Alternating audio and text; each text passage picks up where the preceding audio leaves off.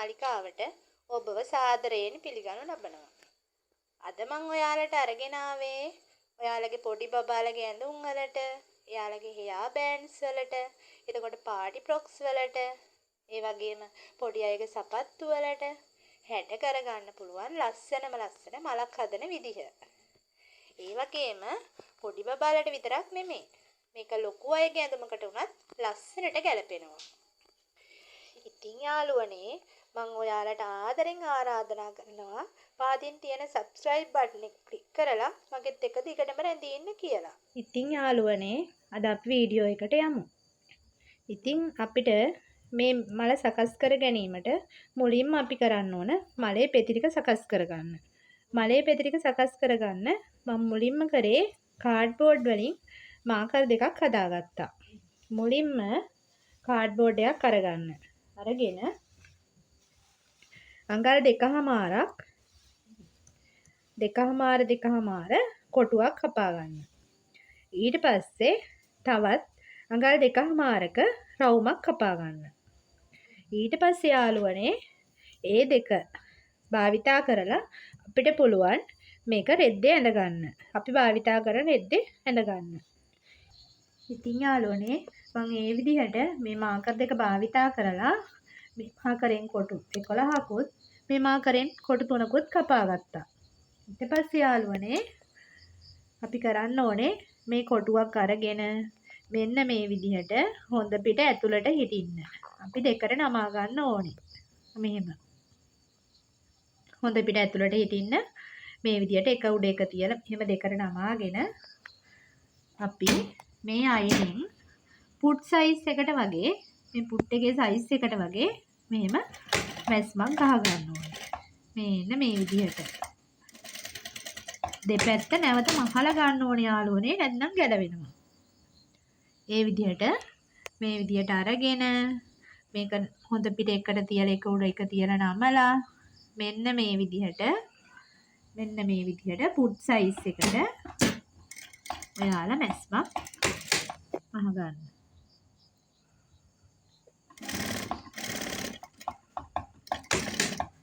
මෙන්න මේ විදිහට.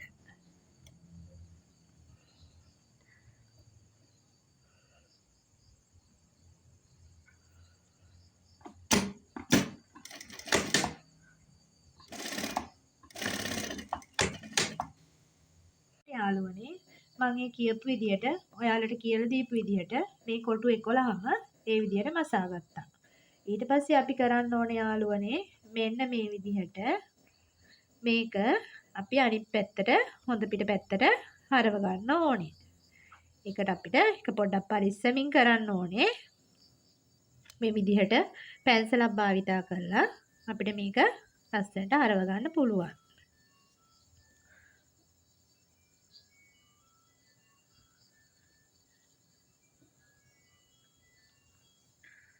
මෙන්න මේ ආකාරයට මේක හොඳ පිටට හරව ගන්න ඕනේ යාළුවනේ.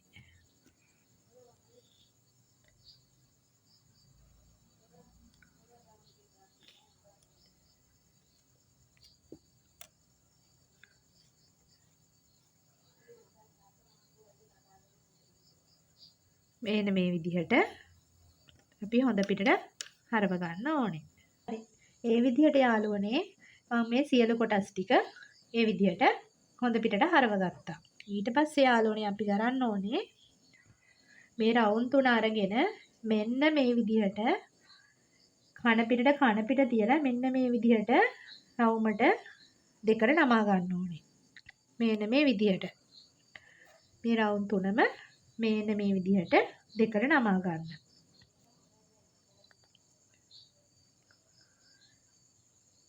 මොන ඔය ආකාරයට නමා ගන්න.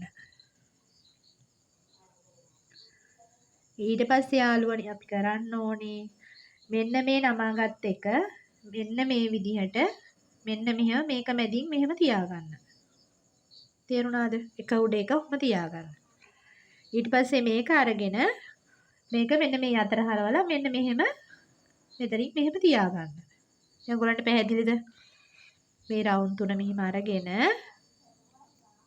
මෙහෙම තියෙන නවපු රවුම් තුන අරගෙන මෙහෙම නවපු එකක් අරගෙන එකක් මේ විදිහට තියාගත්තා. ඊට පස්සේ ඉතුරු එක අරගෙන මේ පැත්තට අනිත් එක උඩින් මෙහෙම තියාගන්නවා.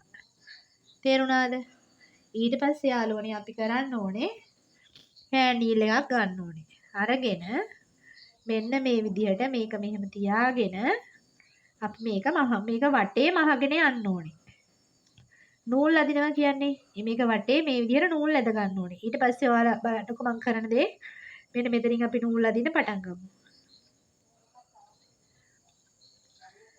මේක වෙනස් නොවන විදිහට ඔහොම තියාගෙන අපි මෙන්න මෙහෙම මේ පටවල් ටික මෙහෙම අහු වෙන්න ඕනොම ඔන්න ඔය විදිහට නූල් ඇදගෙන යනවා මේ. ඊට පස්සේ අපි මෙන්න මෙතන දැන් මේ තනි පට තියෙන මේ පටවල් දෙක තියෙන කෙලවරට එනවනේ. එතෙන්ට එනකන් නූල ඇදගෙන එන්න ඕනේ.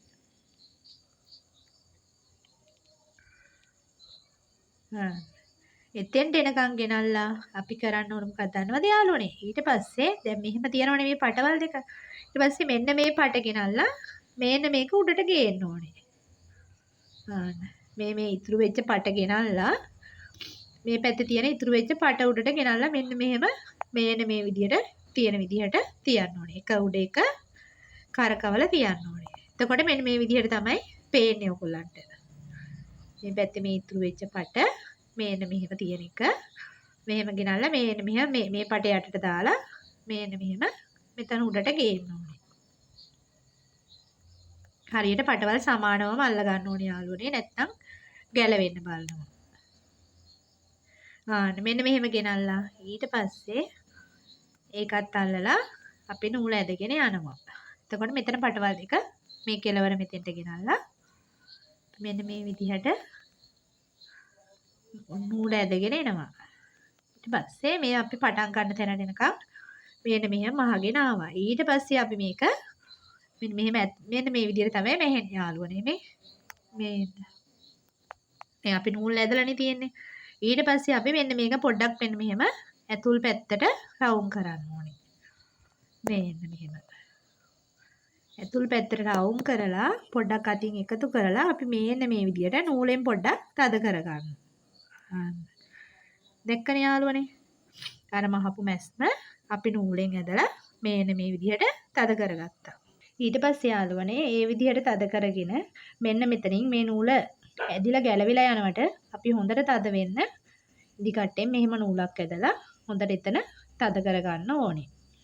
මෙන්න මෙහෙම නූලක් ඇදලා තද කරගෙන නූල කපලා ඉවත් කරගන්න. ඊට පස්සේ යාළුවනේ මෙන්න මේ විදිහට තමයි ඔයාලට මෙන්න මේ විදිහේ පොහට්ටුවක් වගේ ඔයාලට ලස්සනට මෙන්න මේ විදිහට ලස්සනට තියෙනවා. ඊට පස්සේ යාළුවනේ අපි කරන්න ඕනේ ඊට පස්සේ අපි මේ හරවගත්ත පෙති ටික තියෙනවනේ. මේ පෙති ටික අරගෙන අපි මේ පෙති අරගෙන මෙන්න මෙහෙම මේක එක උඩින් එක මෙහෙම මෙන්න මේ මැහුම් පැත්ත තියෙන්නේ අපි දැන් මේ පැත්ත මහලා නැහැ. තේරුණාද?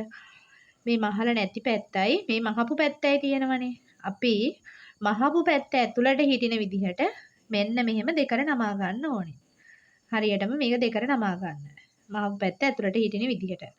ඊට පස්සේ යාළුවනේ මේක අපිට මේ වැඩේ අපිට මේ අතේ මහන ඉදිකට වෙනොත් කරගන්න පුළුවන්.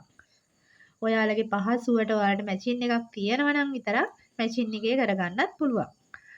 අතේ මහනවා නම් යාළුවනේ මෙන්න මේ විදිහට අපි මෙතන මෙන්න මේ පට මේ පැත්තට නමලා මේක මේ පැත්තට නමලා මෙන්න මෙහෙම ලස්සන ප්ලීට් එකක් හිටින විදිහට පෙත්තක් වගේ හදා ගන්න ඕනේ. මෙන්න මේ විදිහට.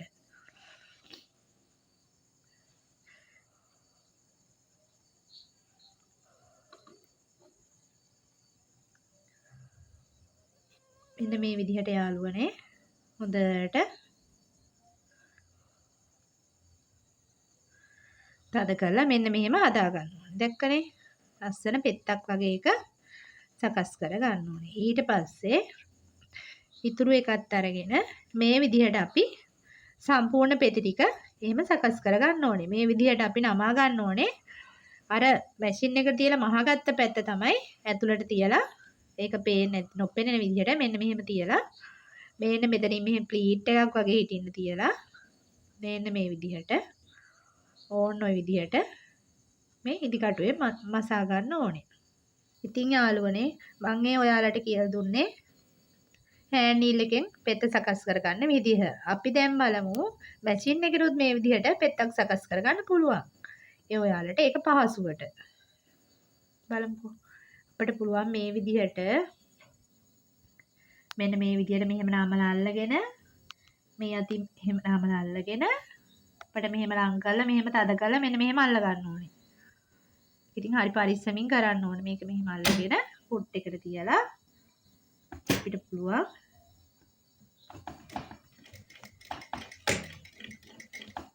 ඒක පුරු වුණාම ඔයාලට ලේසි වේවි.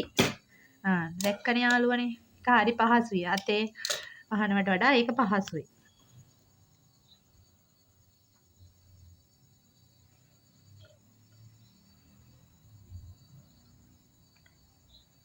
මේ බලන්න යාළුවනේ මෙහෙම දෙපැත්තෙන් තද කරලා අල්ලගෙන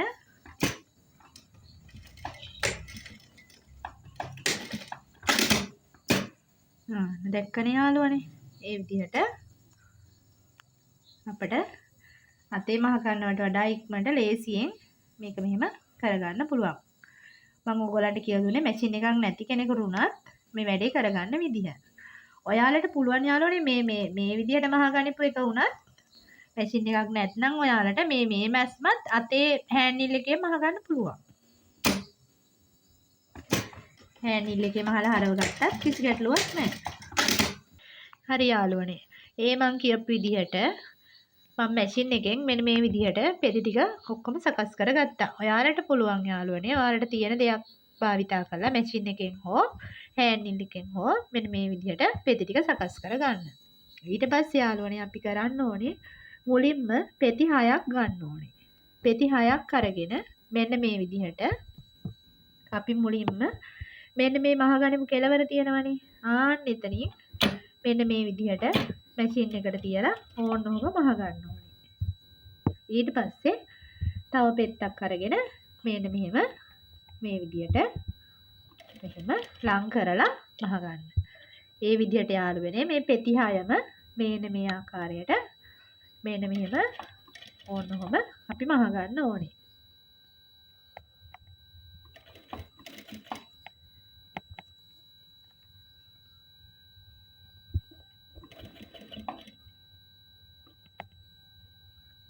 දැන් ඔයාලා දැක්කනේ මෙන්න මේ විදිහට පෙති 6ම මෙන්න මේ විදිහට මහ ගන්න. ඊට පස්සේ අපි 6 වෙනි පෙත්ත මහලා ඉවර කරලා මෙන්න මේ මහපු ටික මෙන්න මේ මහපු ටික තියෙනවනේ දැන් පෙති ඔක්කොම ටික. අපි මේ පැත්තේ මේ පටන් ගත්ත කෙලවර මෙන්න මෙහෙම අරගෙන ඇවිල්ලා මෙන්න මේ විදිහට ගෙනල්ලා අපි ඒක රවුම් කරගෙන මෙන්න මෙතන කෙලවරට අවසන් පෙත්තට සම්බන්ධ කරගන්න ඕනේ. මෙන්න මේ විදිහට ඊට පස්සේ රවුමක් වගේ මෙහෙම පෙති ටික මෙහෙම රවුමක් හිටින්න සම්බන්ධ කරගන්න. තේරෙනවද යාළුවනේ? මෙන්න මේ විදිහට සම්බන්ධ කරලා දෙකද මෙන්න මේ විදිහට තමයි මහ ගන්න ඕනේ. මේ වටේ මෙහෙම පෙති 6 මේ විදිහට සකස් කරගන්න ඕනේ මහලා. ඊට පස්සේ යාළුවනේ මේ විදිහට ඒ පෙති 6 මහලා අපි තව පෙති 5ක් ගන්න ඕනේ. පෙති 11න් 6ක් මුලින් මේ විදිහට මැහුවා. ඉතුරු 5 තමයි අපි දැන් මහන්න හදන්නේ. තේරෙනවද යාළුවනේ? ඒකත් අපි මේ විදිහටම මෙන්න මේ විදිහට මැෂින් එකට තියලා ඒ විදිහට අපි මුලින් විදිහටම පෙති 5 මෙහෙම මහගමු.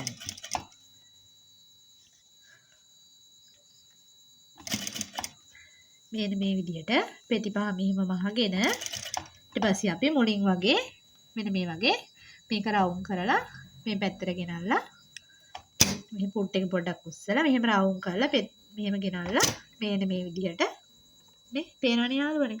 මෙහෙම ගෙනල්ලා මේ කෙලවර තියලා මේ මහපු තැනට මෙන්න මේ විදිහට නැවත මහගෙන යන්න.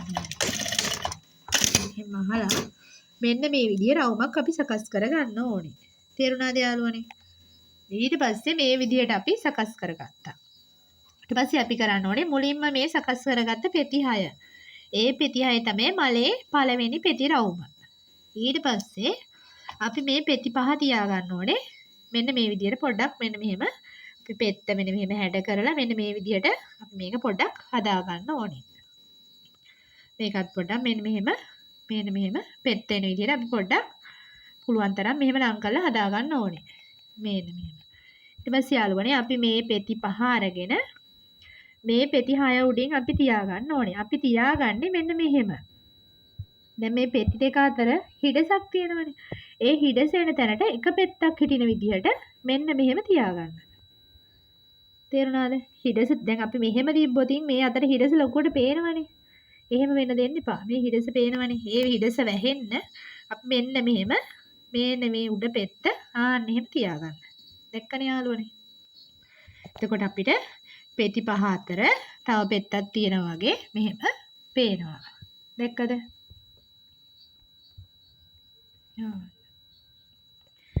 දැක්කනේ යාළුවනේ. ඊට පස්සේ මෙන්න මෙහෙම තියෙනවා.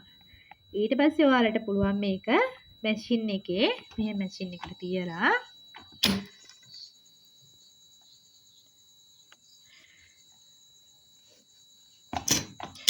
මේක දිගේ අපිට වට රවුම මෙන්න මෙහෙම රවුම් කර පොඩ්ඩක් මහගෙන යන්න ඕනේ.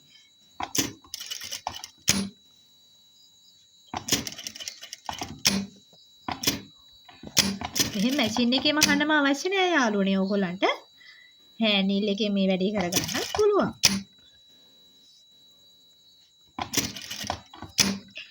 අපිට තියෙන්නේ මේක මේ පෙති රවුම් දෙක එකට සම්බන්ධ කරගන්න තමයි මේ විදිහට කරන්නේ.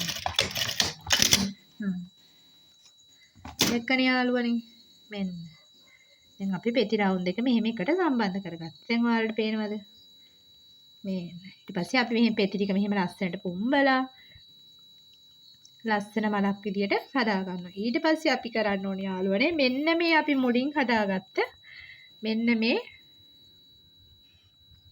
මල් පොහට්ටුව වගේ කොටස අරගෙන මේක අපි මේ මල මැදින් මෙහෙම තියා ගන්න ඕනේ. පේනවද යාළුවනේ?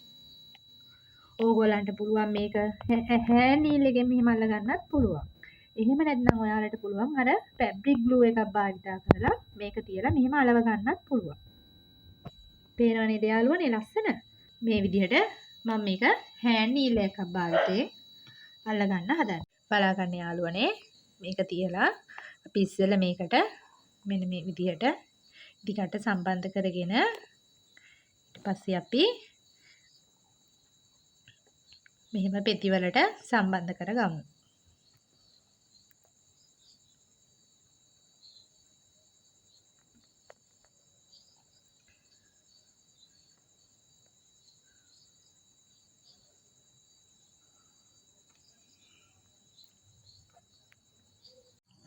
මේ විදිහට යාළුවනේ පෙති අතරින් අරගෙන මේ කොටස මලට සම්බන්ධ කරගන්න ඕනේ.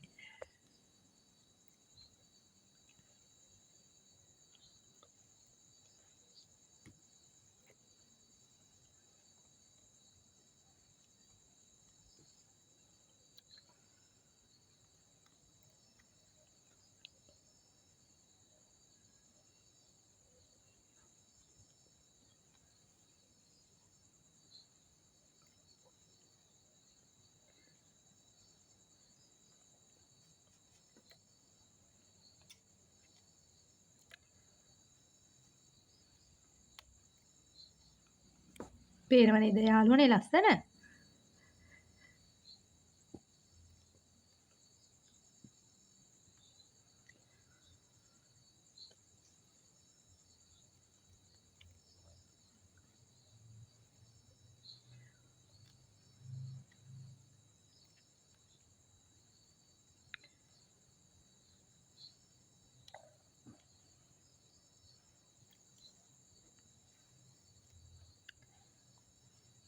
දැන් හරි යාළුවනේ හොඳට තද වෙන්න හොඳට නූලෙන් සම්බන්ධ කරගන්න ඕනේ. දැන් ඔයාලට පේනව නේද? බලන්නකෝ යාළුවනේ මලේ ලස්සන. මේ විදිහට ඕගොල්ලන්ට පුළුවන් මේ වගේ පාට පාට මල් සකස් කරගන්න. බලන්න යාළුවනේ මේ වෙල්වෙට් රෙදි වලින් මම මේක නිර්මාණය කරපු නිසා පෙත්ත හොඳට ගානට ලස්සනට පිහිටලා තියෙනවා. අපිට පුළුවන් මේ වගේ ඒවා හෙයා බෑන්ඩ්ස් වලට සපත්තු වලට ගොඩක් පාවිච්චි කරන්න. ඊට පස්සේ යාළුවනේ දැන් අපි මේ පැත්තෙන් මෙහෙම මේක සකස් කරගෙන හොඳට ඉදි කටුවෙන් මේ පැත්ත මෙහෙම මහ ගන්න ඕනේ.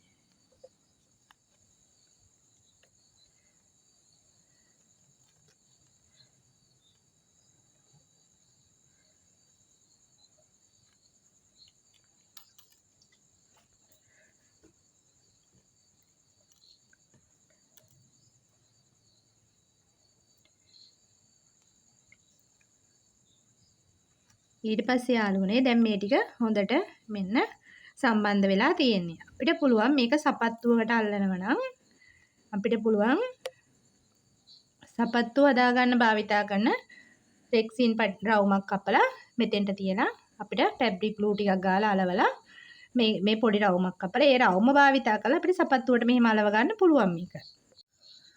ඉතින් යාළුවනේ මේ ඒ ආකාරයට සකස් කරගත්ත මල් දෙකක් තමයි තියෙන්නේ. ඕගොල්ලන්ට මම තව දෙයක් කියන්න ඕනේ යාළුවනේ. ඕගොල්ලන්ට මේ මම කියපු සයිස් එකටම කියලා මේ මල හදා ගන්න අවශ්‍ය වෙන්නේ නැහැ. ඕගොල්ලන්ට පුළුවන් මම මේ කියපු සයිස් එක නැතුව මීට වඩා ලොකු කරගන්න ඕන නම් ඕගොල්ලන්ට මේ කොටුව 2.5 කොටුව නැතුව අඟල් 3 කොටුව වට කපා ගන්න පුළුවන්. එහෙම වුණොත් මේ ප්‍රමාණයට වඩා මල තව ටිකක් ලොකු වෙනවා. ඊට වඩා පොඩි කරගන්න අවශ්‍ය නම් ඔයාලට ඊට වඩා අඩු කරලා 2.5 2 හෝ 1.5 ඒ ප්‍රමාණයට ඔයාලට ඒ විදිහටම මේකෙත් අඩු කරලා ඔයාලට අවශ්‍ය ප්‍රමාණයට මල සකස් කරගන්න පුළුවන්. ඉතින් මම ඔයාලට හිතනවා යාළුවනේ මම පැහැදිලි ඇති කියලා මම මේ කියලා දීපු දේ. ඉතින් ඔයාලා බලලා මේ මල සකස් කරගෙන ඔයාලගේ පොඩි බබාලට ඔයාලගේ ගවුම් වලට අල්ලලා හැඩ බලයි කියලා මම හිතනවා. එහෙම කරලා මට කමෙන්ට් එකක් දාන්න. මට තව ඔයාලගේ මොනවා හරි ඔයාලට අවශ්‍ය වීඩියෝ එකක් තියෙනවා නම් මට කමෙන්ට් එකක් දාන්න. ඊටම මගෙත් එක්ක රැඳී ඉන්න කියලා මම ඔයාලට ඉතාමත් ආදරයෙන් ඉල්ලා සිටිනවා. තෙරුවන් සරණයි.